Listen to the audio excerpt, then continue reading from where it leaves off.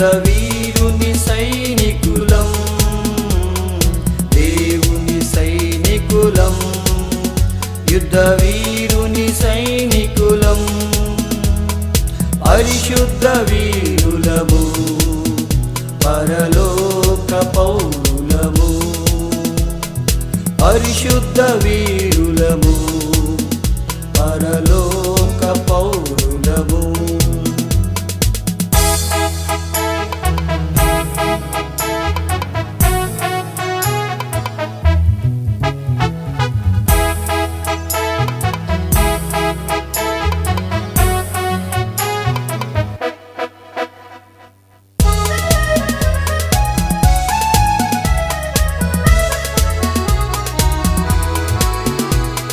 ప్రభు యేసు సన్నిధిలో, ప్రభు ప్రేమ సమర్పణలో, ప్రభు యేసు సన్నిధిలో, ప్రభు ప్రేమ సమర్పణలో, ప్రభు మహిమను పొందగా పరలోక బలముతో, ప్రభు మహిమను పొందగా పరలోక బలముతో, దేవుని సైనికులం, యుద్ధ వీరుని సైనికులం, దేవుని సైనికులం, యుద్ధ వీరుని సైనికులం, పరిశుద్ధ వీరులము, పరలోక పౌరులము, పరిశుద్ధ వీరులము, పరలోక పౌరులము.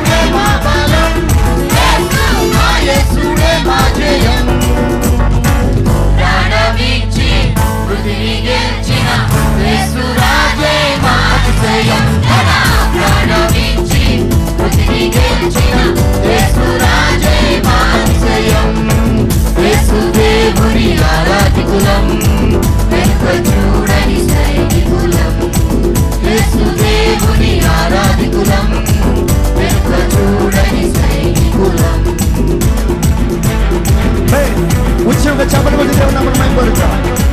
కుర్చీలో ఉన్న వాళ్ళు కూడా స్తుతించొచ్చు. చేతులు పైకెత్తి దేవుని సన్నిధిలో స్తుతియాగం అర్పిద్దాం.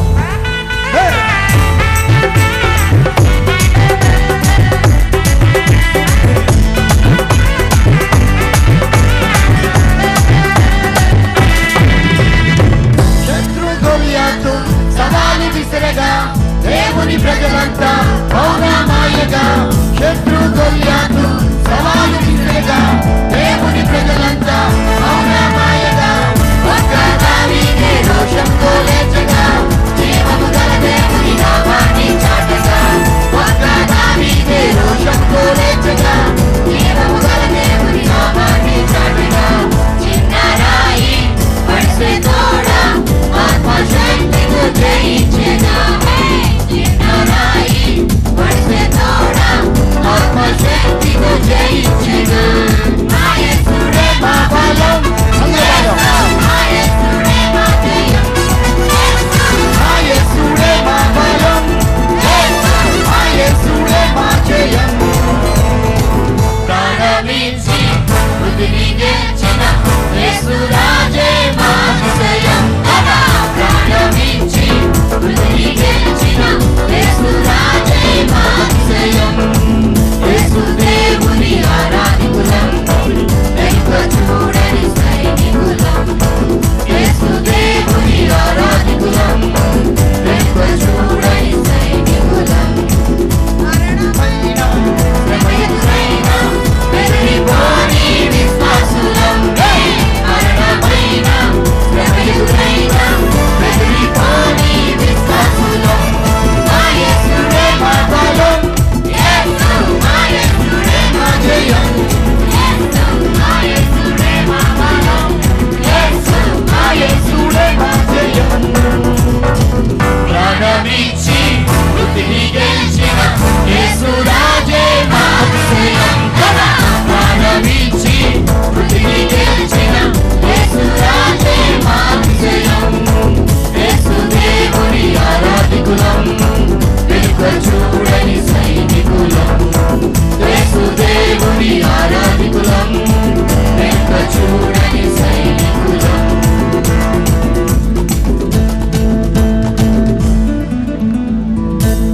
చెప్పండి కూడా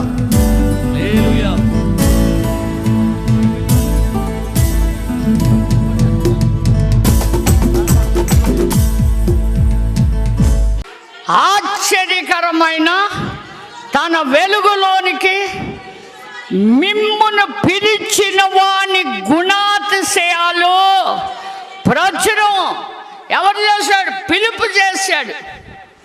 ఆయన గుణం శాంత గుణం, ఆయన సాత్వికుడు, దీన మనసు గలవాడు. చక్కగా చెబుతున్నాడు ఆయన మాటలు. దేవుని స్తోత్ర. గుణాతిశయములు ప్రచురము చేయు నిమిత్తము ఏర్పరచబడిన వంశం అంట. దేవుని స్తోత్ర. ఏర్పాటులో ఉన్న వంశం, రాజులైన యాజక సమూహం అంట. రాజువు అన్నాడు. నీవు నిజముగా దేవుని కుమారుడు, ఇశ్రాయేలుకు రాజువు అన్నాడు. బోధకుడా, బోధించే బోధకుడా, నువ్వు బోధకుడు కాదయ్యా, ఊరూరు తిరుగుతున్నావు, అరణ్యములో చెబుతున్నావుగా, నువ్వు దేవుని కుమారుడు, ఇశ్రాయేలీలకు రాజువు అన్నాడు. ఆ రాజ్యములో నతనయేలు చేరిపోయాడా, ఉన్నాడా?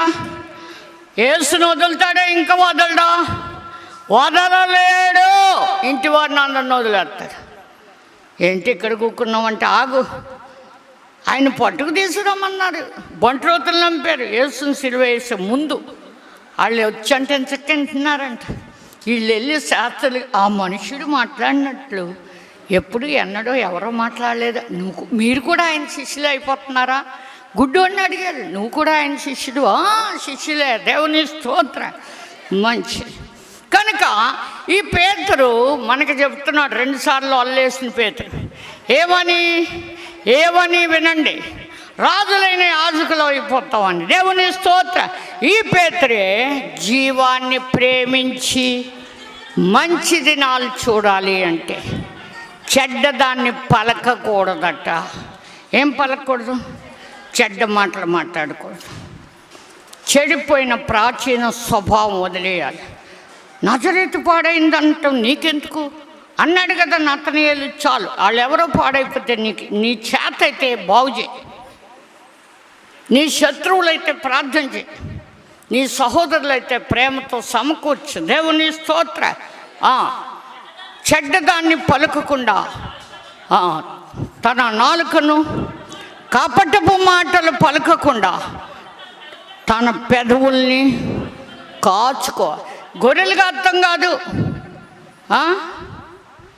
మేకలుగా అర్థం, గొర్రెలుగా అర్థం, గేదెలుగా అర్థం కాదు. కానీ పెదవులను కాచుకోవాలంట. దేన్ని కాచుకోవాలి? నాలుకను, పెదవుల్ని. ఈ రెండు గుర్తుంటాయా మీకు? ఎడ్లకు బదులుగా మా పెదవులు ఉన్నాయి అంటాడు ఒక భక్తుడు. అయ్యే నీకు అర్పిస్తామన్నాడు. ఎడ్లు కొనుక్కోవాలంటే కొనే స్తోమత లేదేమో. గొర్రెలు లేకుండా పెదవులు అంటే స్తుతి యాగం అర్పించడం. ఈ నోటితో దేవుని స్తుతింతామంట, ఈ నోటితో దేవుని పోలికగా ఉన్న మనుషుని శపిస్తామంట. ఒక్క జల నుండే, యాకోబు రాసిన పత్రిక 3లో ఉంది, ఒక్క జల నుండే తీపి నీరు చేదు నీరు ఊరునా అంటాడు. దేవుని స్తోత్ర. జలలో చేదు వచ్చిందంటే నీళ్ళన్నీ చేదైపోతాయి. వినండి, మంచి నీళ్ళైతే మంచిగానే ఉంటాయి. దేవుని స్తోత్ర. కనుక ఒక్క జల నుండి, కనుక యేసు ప్రభు సమరయ స్త్రీతో అన్నాడు, నేనిచ్చే నీళ్లు తాగువాడు అన్నాడు తప్పికొండవు అన్నాడు. అంటే ఆవిడ వింది, ఆ నీళ్ళు మాకు ఇవ్వరండి అంది. అంటే అప్పుడేమన్నాడు, నీ పెనిమిటి తీసురా అన్నాడు. నీ ఒక్కదాన్ని ఆవిడేమన్నప్పుడు ఆవిడకి ఇవ్వచ్చు కదా, పెనిమిటి తీసురా అన్నాడు. వెంటనే ఆమె ఏమంది, పెనిమిటి లేడు అంది. సత్యమే చెప్పావు, నీకున్నవాడు పెనిమిటి కాదు, నువ్వే తీసుకుంటున్నావు, 5గురు ఉన్నారు అన్నాడు. దెబ్బతో దుమ్మెత్తిపోయాలి. ఇది కొండ అక్కడెట్టి, నీ దేవుడు, నువ్వు ఎవరికి సంబంధించినోడు, మా ఊళ్ళో నీకు ఎవరున్నారు, అది ఇది. ఆవిడ వెంటనే పశ్చాత్తాపడిపోయింది, గజ గజ వణికి. ఇదిగో మెస్సయ్య వస్తాడని, మేము ఎలా నడవాలో ఆయన తెలియజేస్తాడు. ఉలిక్కిపడిందంటే ఈయన మెస్సయ్యే, నా అంతరంగం తెలిసిపోయింది. 5గురు ఉన్నట్టు మా ఊళ్ళో వాళ్ళకి తెలియదు, ఈయనకి తెలిసిపోయింది. దేవుని స్తోత్ర. వెంటనే ఆశ్చర్యపడింది, కొండ వదిలేసింది, ఇంకా వెళ్ళిపోయింది. ఊరు వారందరూ, నేను చేసినవన్నీ నాతో చెప్పిన వాడిని వచ్చి చూడండి. ఎవరింత డైరెక్ట్గా చెప్పలేరు. ఆవిడ చెప్పింది, ఆవిడ రావటం దేవుడి ఆకర్షణ. వెంటనే వచ్చారు. వారు ఆయన మాటలు విని ఏమన్నారో తెలుసా, నీవు నిజముగా దేవుని కుమారుడు. అంటే దేవుని కుమారుడు అలా, నువ్వు నిజముగా ఈయన లోక రక్షకుడు, ఒకరిని రక్షించేవాడు కాదు. అక్కడ రక్షణ సువార్త ఎలా ప్రకటించాడో మనకు తెలియదు. అక్కడ గుడ్డివారికి చూపించినట్టు, కుంటివాళ్ళని నడిపించినట్టు అక్కడ లేదు. కానీ అక్కడ ఆయన మాటలు వింటుంటే ఈయన లోకానికే రక్షకుడు అనే సారం వారిలో నుండి బయటకు వచ్చేసింది. దేవుని స్తోత్ర. వారు జీవ ఫలాలు ఆయనకు సమర్పించారు. దేవుని స్తోత్ర. ఆయన మాటలు విని వాటిని వారు ఏం చేశారు, ఫలాలుగా ఆయనలో ఉన్న సారాన్ని తీసుకుని ద్రాక్ష వల్లి నేను తీగల మీద అన్నాడు. ఆ తీగలో ఏం చేసినాయి, మంచి ఫలాలు ఇచ్చినాయి. దేవుని స్తోత్ర. మీరు నా యందు, నా మాటలు మీ యందు నిలిచి ఉన్నాడు. మీకు ఏది ఇష్టమో, లోకరక్షకుడు అంటే వాళ్ళని కూడా రక్షించేవాడు ఇక్కడికి వచ్చేసాడని ఆనందపడిపోయాడు. దేవుని స్తోత్ర. మన రక్షకుడే అని గోడకు పొట్టో తగిలించి రోజు దండాలు ఎట్టుకుంటాం. మమ్మల్ని రక్షించి, మా బిడ్డలను రక్షించి, వాళ్ళకి చదువు మంచిగా వచ్చేలా తెలుసు. ఇప్పుడు ప్రపంచానికే వచ్చేసింది.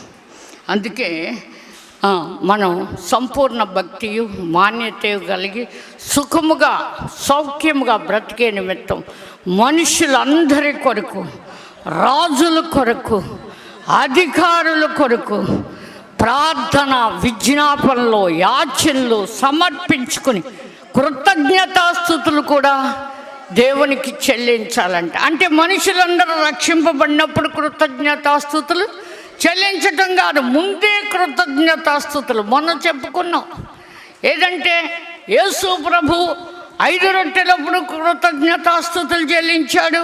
తన శరీరం అని రొట్టెను విడిచేటప్పుడు కృతజ్ఞతాస్తుతులు చెల్లించాడు.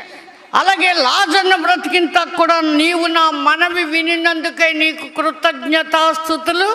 మనం ఇప్పుడు ప్రార్థన చేద్దాం. మనుషులందరి కొరకు, రాజుల కొరకు, అధికారుల కొరకు ప్రార్థన చేద్దాం, యాచిందాం, బతిమాలుకుందాం, మన దేవుణ్ణి విజ్ఞాపన చేద్దాం. దేవుని స్తోత్ర కృతజ్ఞతాస్తుతులు కూడా చెల్లిద్దాం. ఆ వైరస్ నశించిందని, మనుషులు రక్షణ పొందారని ఒప్పుకుందాం. దేవుని స్తోత్ర.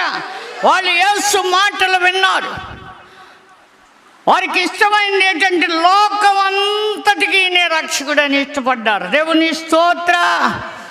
ఆ మాట తిమోతేయులకు రాసిన పత్రిక 2వ అధ్యాయం 4లో ఉంది. మనుషులందరూ రక్షణ పొంది సత్యమును గురించిన అనుభవ జ్ఞానం గలవారై ఉండాలని ఇచ్చుచున్నాడంటే ఏ సిస్టమే అది, అందరూ రక్షింపబడాలని.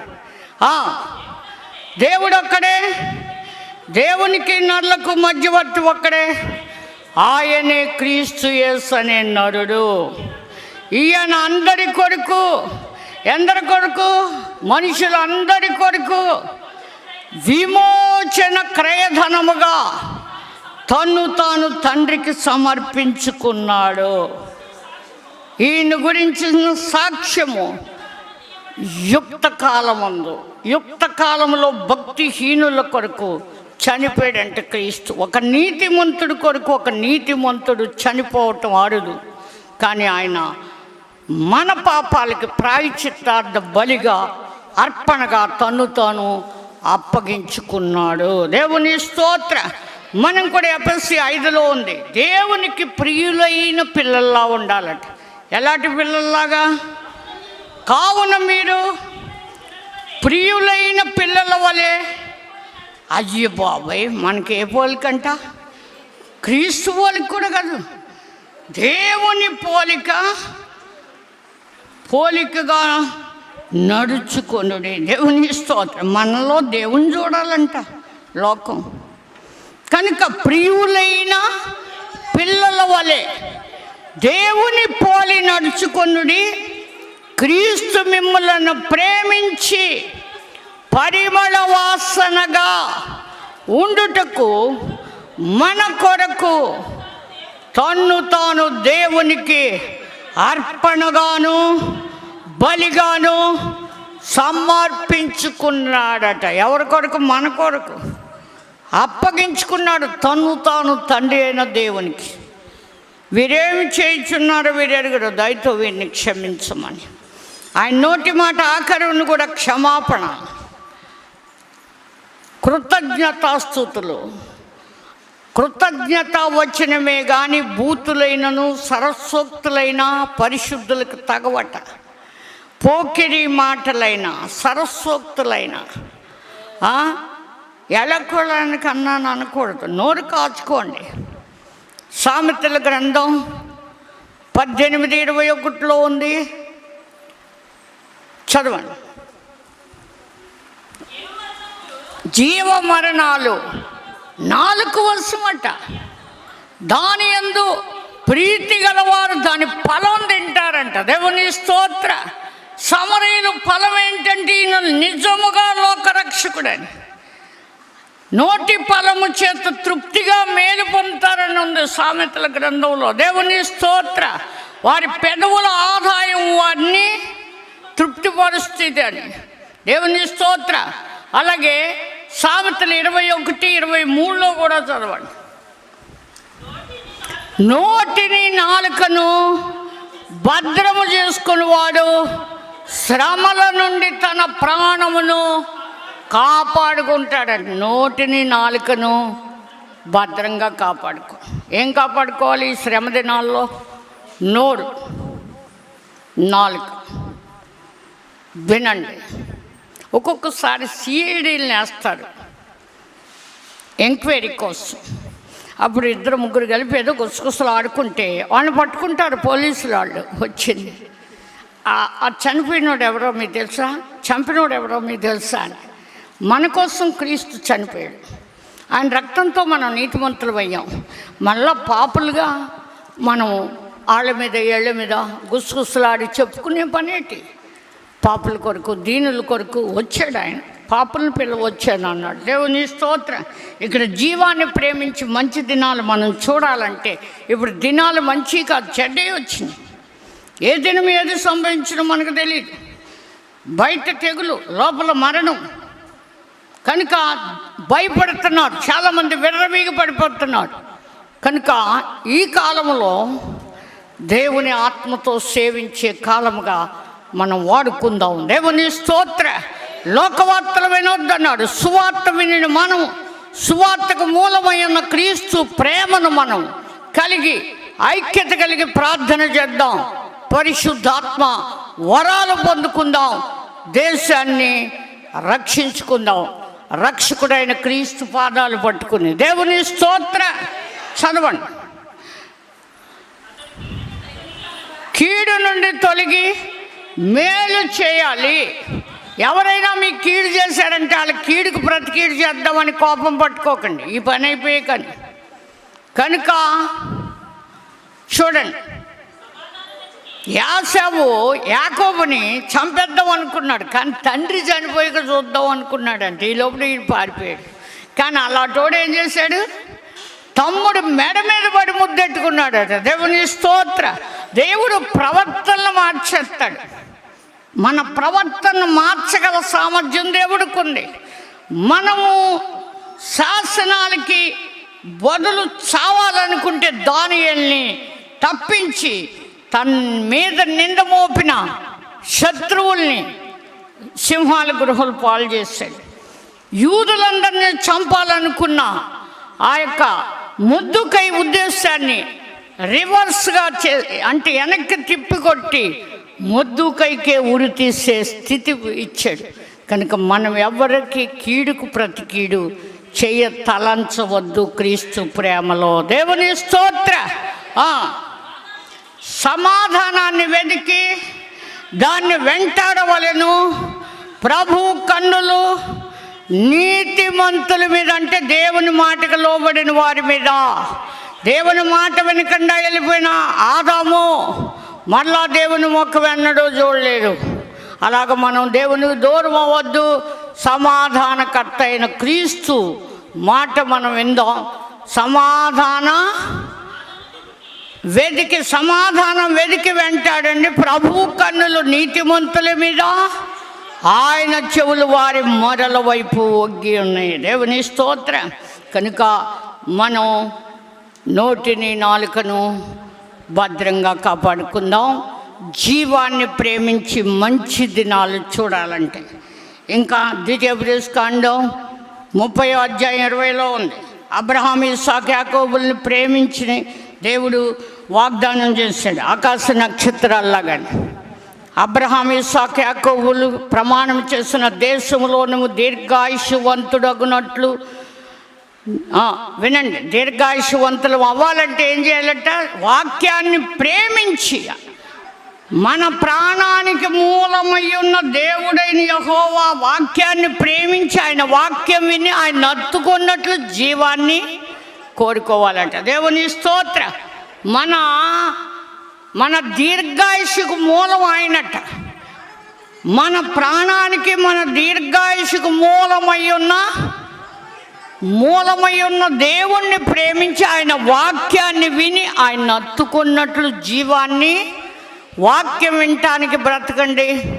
ఆయన్ని హత్తుకుని విడవకుండా ఆయనతో సహవాసం గలవారమై ఉండటానికి జీవాన్ని కోరుకుందాం.